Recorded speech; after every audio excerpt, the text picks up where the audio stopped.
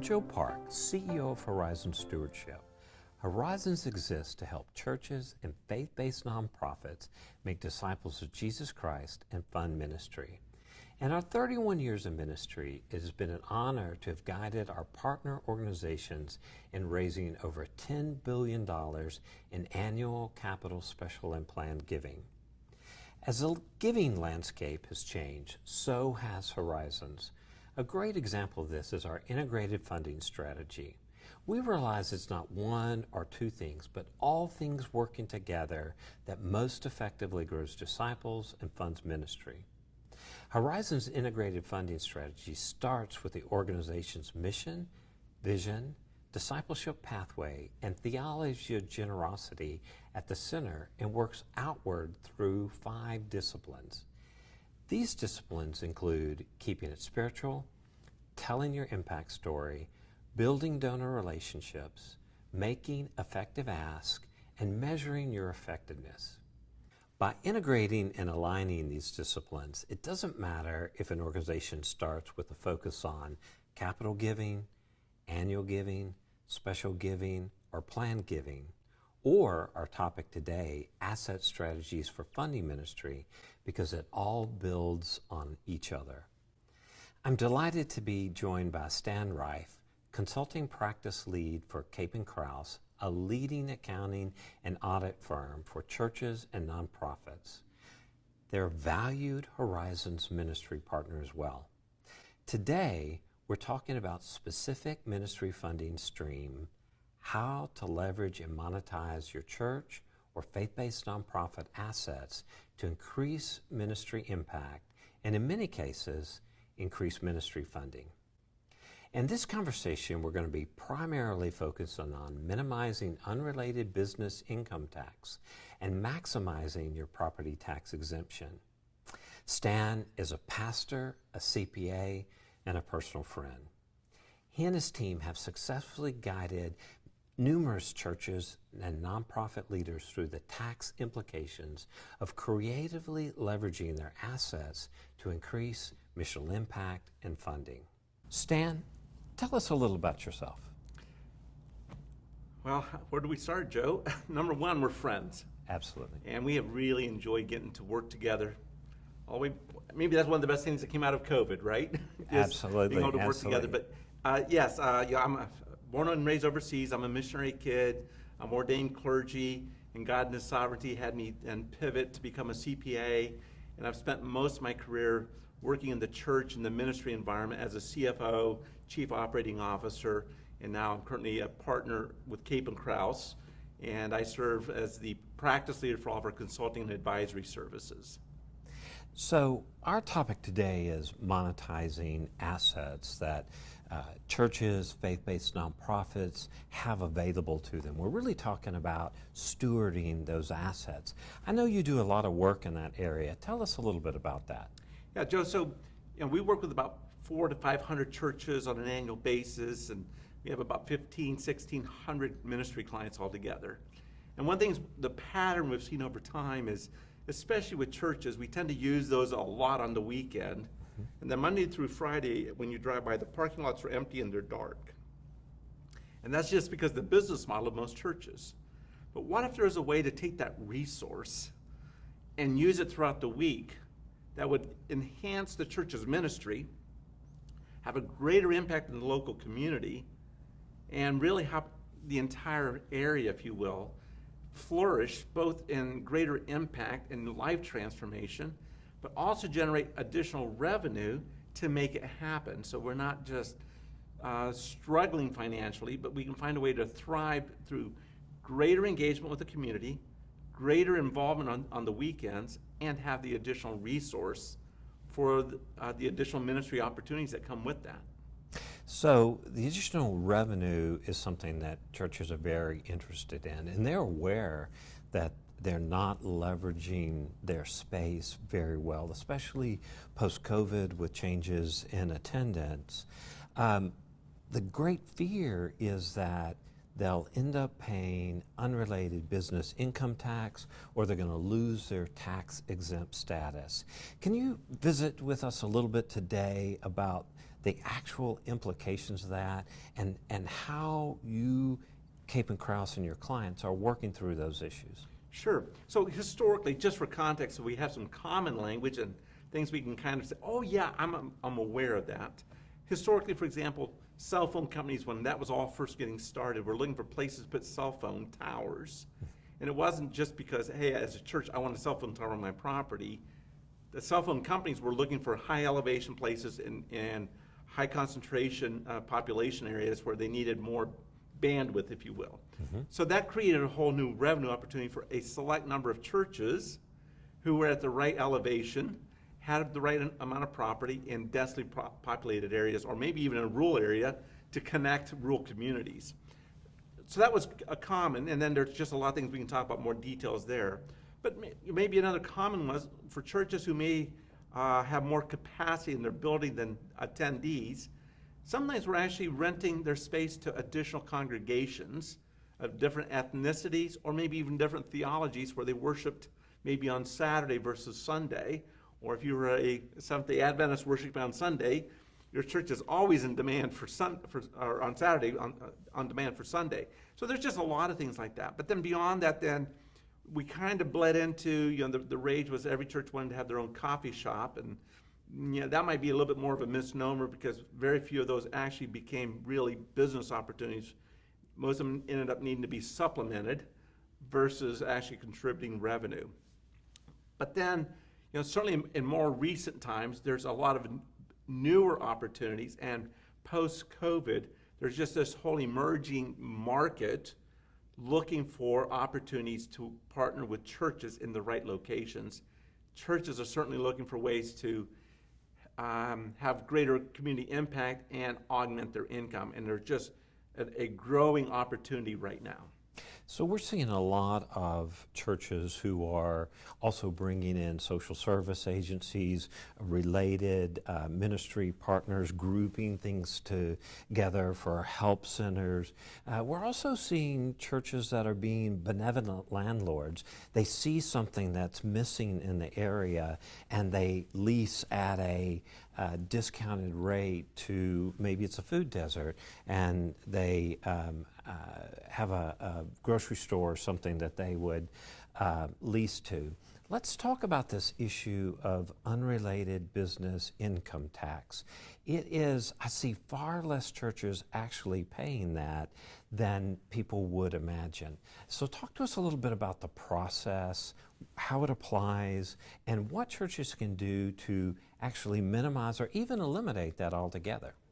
Great question, Joe, and my guess is, from our previous conversations together, there is this myth that having this unrelated business income will compromise or jeopardize your exempt status, and that is not generally true. Would you just repeat that one more time, because there's the biggest question. Say it one more time. So, unrelated business income in and of itself is not cause for you to lose your tax exempt status. So the circumstances which might cause that to happen are extremely rare, and very few churches or faith-based nonprofits are encountering that. That's absolutely correct. And I would say, to keep it real simple, is when the majority of your activities as a church cease to be from an exempt or charitable perspective, and you've moved to being a for-profit entity, that becomes really obvious in your missional activities. And suddenly most of your income is for-profit activities versus your services and your charitable ministry-oriented activities. You're at risk. So if you're still primarily being the church, being a faith-based nonprofit, that doesn't become an issue. Correct. What are some of the ways that you can mitigate the actual tax of the income that you're taking in? So great question. So let's just start with the whole high-level concept. We don't have time today to go into all the details, Joe. But to start with, there's really three main components to calculating if indeed you have a tax to pay. Number one is going to be your unrelated business income, as a revenue stream. You're going to have your unrelated business expense and the allocated expense that goes with it, so that your bottom line is, what was the net profits from this unrelated business income activity? Then you are only paying tax on, if you will, the profits from this unrelated business activity. So to keep it simple, let's say you have $100,000 of unrelated business income coming in, whether it's leasing property or some other kind of activity, and you have $80,000 worth of allocated legitimate expenses to go with it, then your net profit is really only $20,000, but you've generated $100,000 of new income, and then you're only going to pay tax, federal income tax, and state income tax on the net profit. So, for example, in the state of Georgia, where I live, the corporate tax rate is going to be 27%. So you're really only paying 27% tax on the profits after you've deducted all the expenses on this much larger amount. So this is an area that I see churches underestimating what their expenses are. There are a number of expenses that can be applied, janitorial expenses on the building itself, interest expense on the property if there's a loan, the management of the space. There are many, many legitimate expenses that a tax professional CPA could help you identify that could offset the majority, if not all of it. When you look at your hundreds of clients that you're working with like this, what percent of them actually end up paying income tax based on their revenue? Very few end up paying tax, and of those that are paying tax, the amount of tax they pay is minimal. It really is. And again, I wouldn't be able to give any specifics, but again, our statement is, if you end up paying unrelated business income tax, that's a really good thing, because you've made a lot of money and you've allocated your expenses appropriately, and you still had plenty of extra money to do ministry on. So again, using the Georgia rate, or if you will, the corporate rate of 27%, you still, in addition to all the other revenue that you got to offset your expenses on, you still have an extra 70%, 73% of revenue you never had before for direct ministry expenses. So your experience and my experience with churches is largely the same. Most are able to avoid almost all or all of their expenses.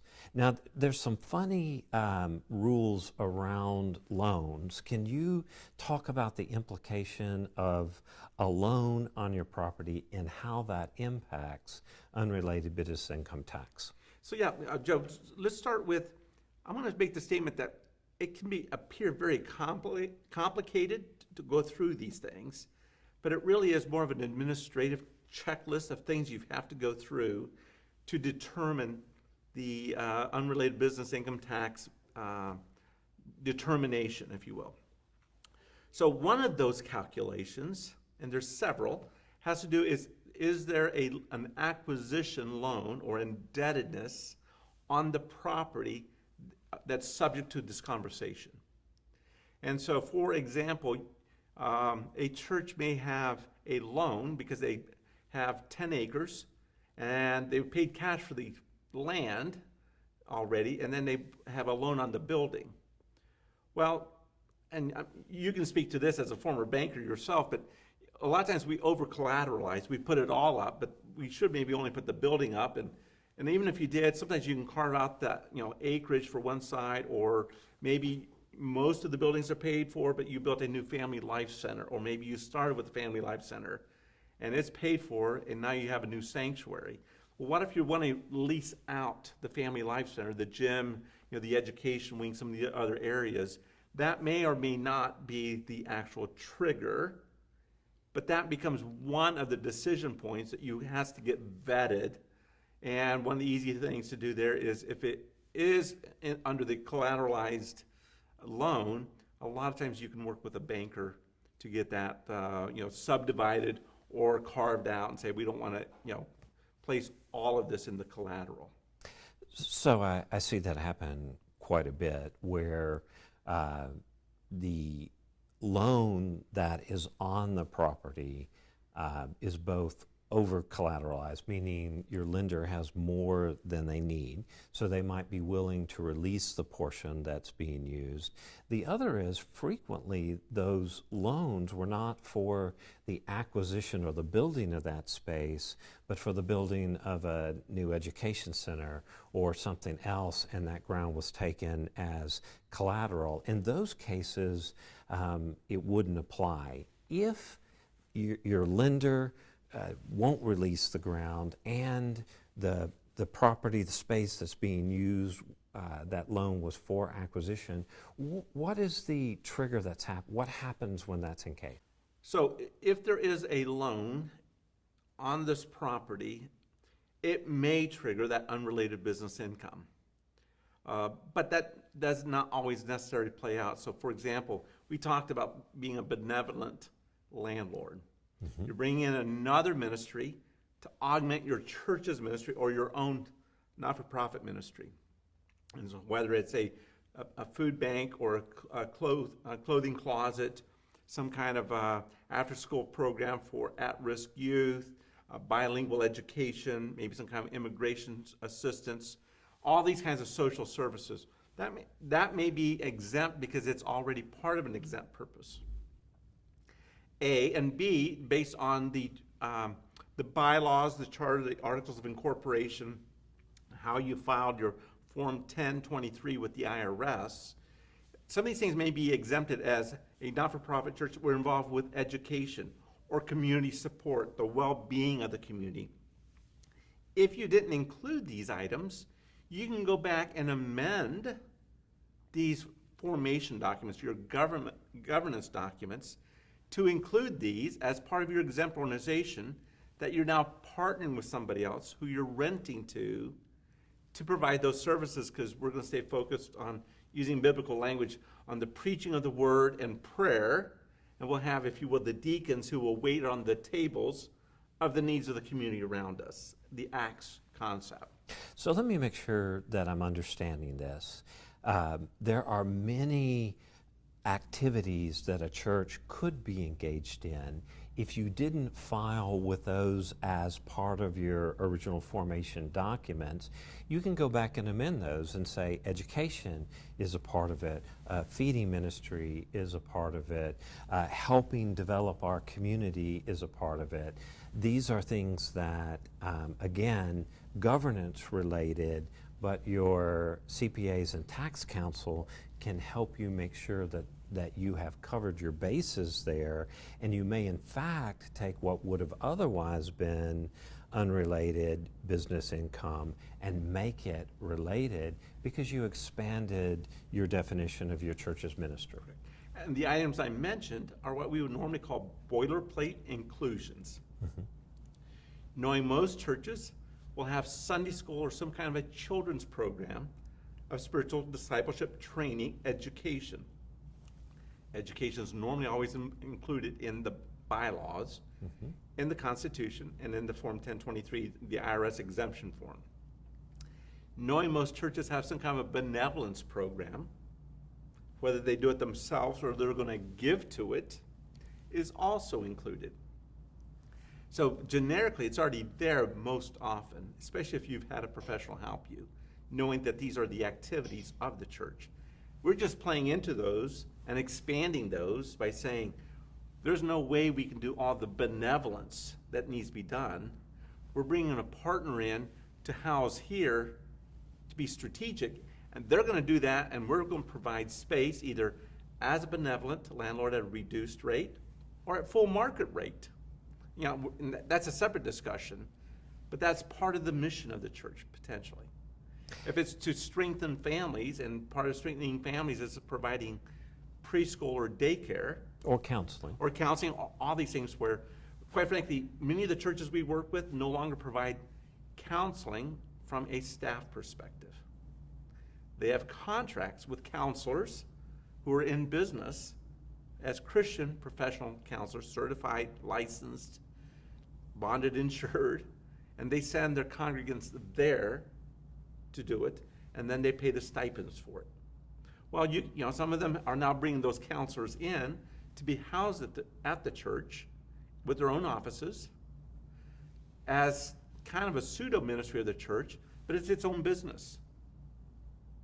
So, in a practical sense, first step is to try to ensure that it is a related business to your core ministry, and that has to do with formation documents and government. Secondly, when you do have income, make sure you're taking advantage of every legal expense to minimize or completely eliminate that. So, unrelated business income tax for the majority of churches does not actually apply to them or cost them dollars because of expense, or they broaden their definition of what ministry is. Correct. There's also the issue of your local tax exemption. Talk about that a little bit, and what to do if you and your council determine that it is an unrelated business and it's using part of your property. Great question. And unlike the unrelated business income tax, or the UBIT, which is a federal tax topic that has a uniformity across all 50 states, property exemption and property exemption taxation, or exemption from property taxes, is very specific to jurisdictions. And it's going to be very specific to the state. It will be very specific to the county or the parish. And it's going to be very specific to the municipalities. So what happens in Dallas, Texas could potentially be totally different than Waco, Texas. And certainly it's going to be different from LA or New York City or Atlanta. Or we live up in Hall County, and so it's all different. So that does require a lot of local knowledge and understanding. We will also say that as a firm, we do get involved and help our clients because we understand the ramifications for each area, and we know what questions to ask and how to sort through these. So with that, again, I'm not giving legal advice, tax advice. I'm not an attorney, but it's more of an educational experience that we're talking about here, more for awareness of how this works and the steps you would need to take, and how, again, you can mitigate some of this and how some of these taxes end up getting paid. So to start with, again, there are some overlaps around unrelated business use, or exempt use is what we would talk about, from property tax at the local jurisdictional level. So churches, generally speaking, are exempt from property tax. Now let me just insert this. In today's environment, in a lot of communities, and with all the changes in culture and the way the economy has impacted tax revenue base, sometimes it's more difficult for churches to get that exemption, or not-for-profits for sure. So for example, we're aware and worked with some churches or not-for-profits looking to acquire a piece of property or develop property, that they were being blocked from the acquisition because they didn't want to lose the tax roll. Let's just say, though, most of the organizations already have an exemption, or they know what their exemption is.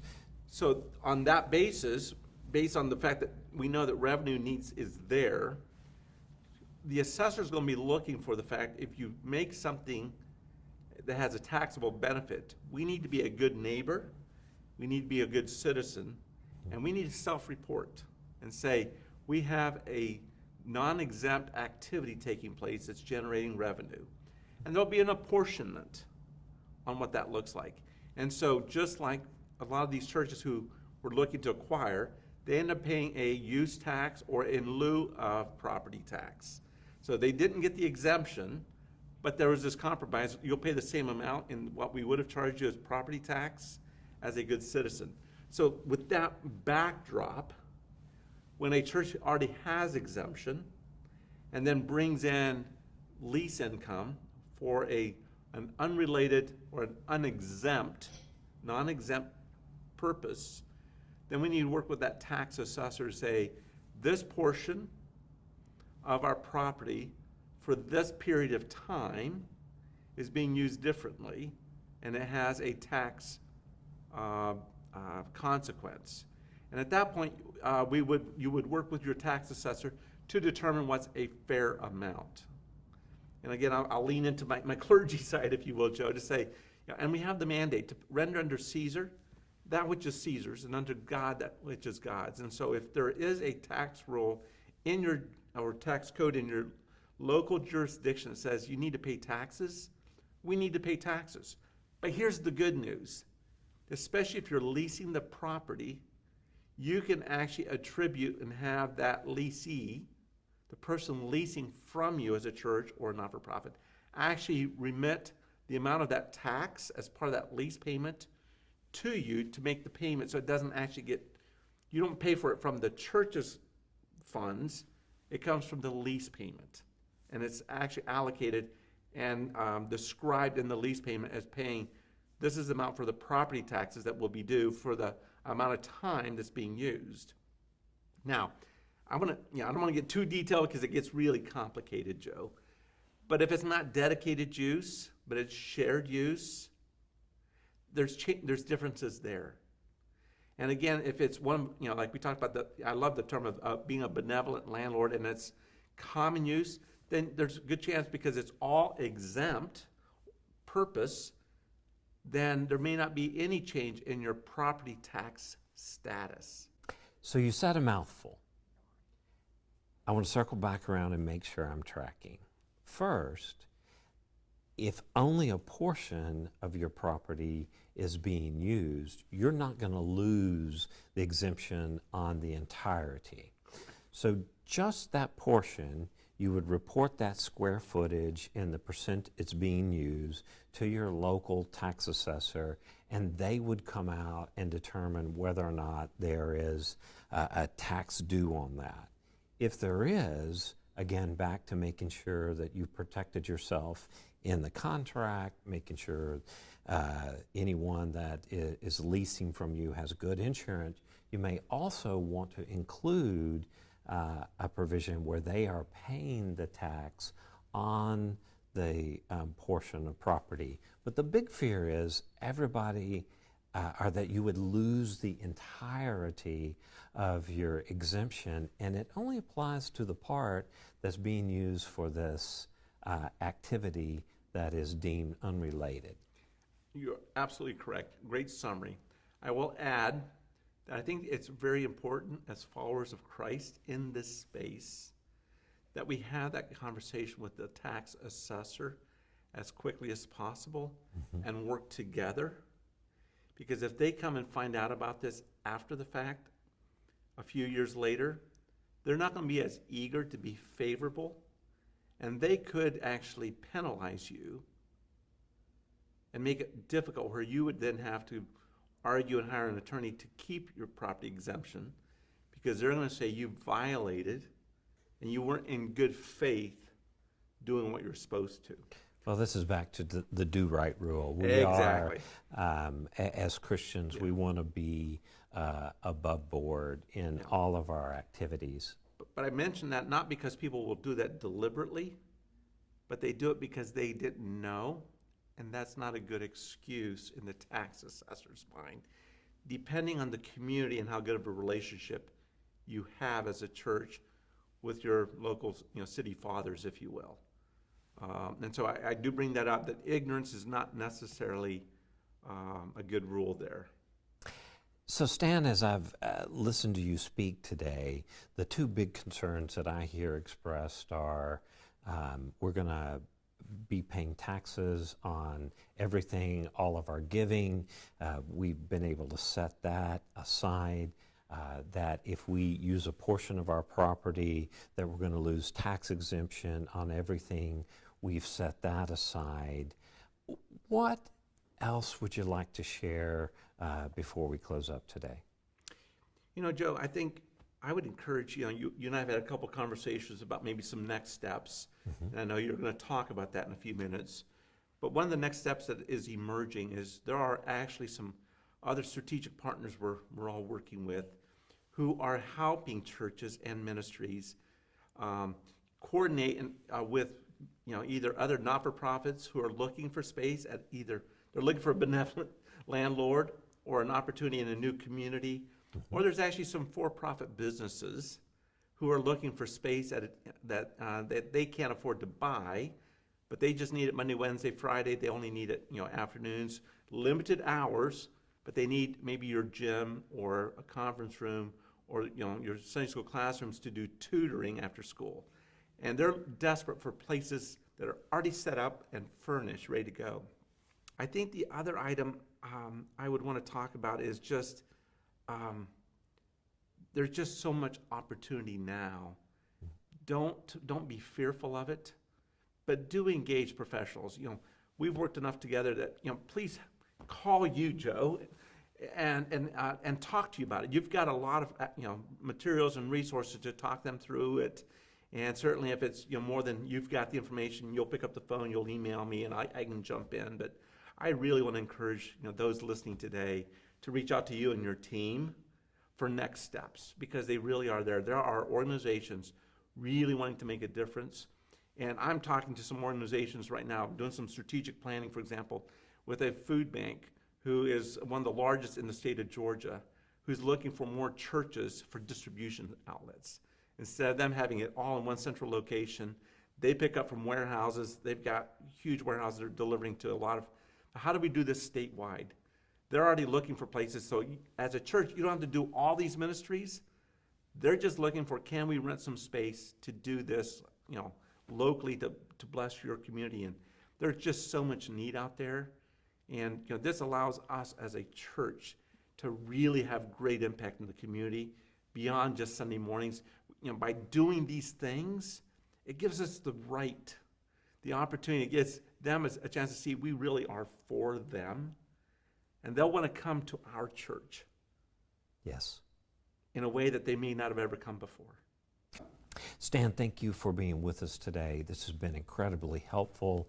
I hope those of you that are watching this video are feeling empowered and encouraged to be good stewards of the space that God has entrusted you with, that you will do so wisely, engaging counsel. We're huge fans of our friends at Capin Crouse. Don't go it alone, but don't fail to take the first step. At horizons.net and Giving 365, we have a number of resources that address making use of assets that you have in your church or monetizing assets in your church. We've recently created a guide in partnership with Capin Crouse that I believe you will find helpful to walk you through the items you need to consider when leveraging, stewarding resources in your community. Thank you.